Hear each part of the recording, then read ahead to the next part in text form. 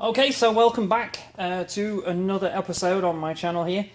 We're going to do something different. As you can see, we have a vice. Aww. So we're not really going to talk directly about the car or touch the car. We're going to touch a component of the car. So here we have, these are the OMP injectors, so oil metering pump, whatever you want to call it, for a rotary engine, the FD in particular. So my OMP lines, which are meant to be like a Teflon plastic, but eventually over time they basically become glass, became brittle and it cracked. So we're going to be replacing the lines on the FD. Whilst I was in there, I noticed that these things are just about as gnarly as you can get. I mean, there's a lot of corrosion. This one's not too bad. This one was on the rear housing and was probably the worst of the two. And it's I've gone in there with vacuum cleaner and cleaned it all out, but this, I thought it was easier to show you how to clean this up outside of the car. So that's what we're going to do. We're going to teach you today how to shine up random bits on your engine. So everything that you saw on the FD was done in the same technique as what I'm going to do here. So there's a few tools you'll need. None of it is expensive. In fact, the most expensive bit would be your drill, depending on what drill you want to use. In this particular instance, I'm actually going to use a corded drill, just because they're higher RPM and I don't need to worry about whilst I'm recording, batteries dying on me. So what we're going to do is, first of all, we're going to get our injector here, and we're going to protect the threads. We don't want to hurt the threads. Not that these things are particularly hard to get hold of for aftermarket. But it's always a good thing to protect them if they're actually quite serviceable. So what we're going to do is we're going to put that in the vise, and I want a little bit exposed down there just to get underneath it. And all you're going to do is just use your finger to nip up the threads. We just want it secure. We don't want you to bite it down. We don't want to start warping any metal. We just want to make sure that that can't go anywhere. So what we're going to use is, we're going to use a drill and we're going to use a wire wheel. This one's rated for 4,500 RPM, most of them are, and very, very easy to work with. Now the only thing that you find with these is that you can see the splines do splay over time, and they can come out, especially when you're working with angles and holes and stuff like that. So absolutely vital when you're doing stuff like this is you must wear your safety glasses. Gloves are also a good idea. My hands are like, don't feel anything anymore. I've been pierced and punctured that many times by wire lock and things like that over the years. I no longer have pretty much any feeling in these things anymore. So you just randomly bleed. And anyway, but gloves, good idea. And glasses, also extremely good idea. Working with anything metal, high speed and filing or grinding. So we'll get those on. There you go, something I've never done before. Health and safety whilst at the workplace. Doing this sort of stuff. But as always, guys, I mean, I take it as read. I assume that whenever anybody's doing anything, especially stuff they've seen in my video, please take all the correct safety precautions. Don't hurt yourself for the sake of something stupid on a car. So here we go. So all we're going to do is just basically try and keep an even movement. You don't kind of want to stop. I have seen with aluminum where you can burn it and start actually melting the aluminum. It gets that hot. So we just kind of want to move it around a little bit.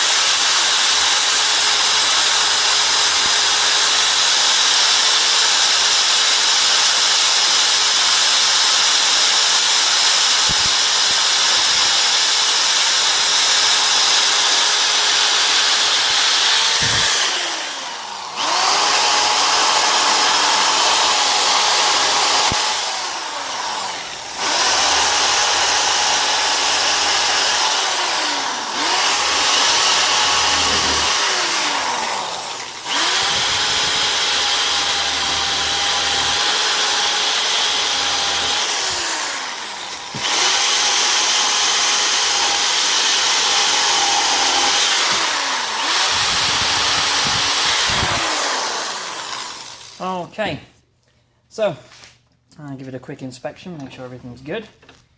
And as you can see, well, we've got, due to the corrosion, we've got what they call pitting.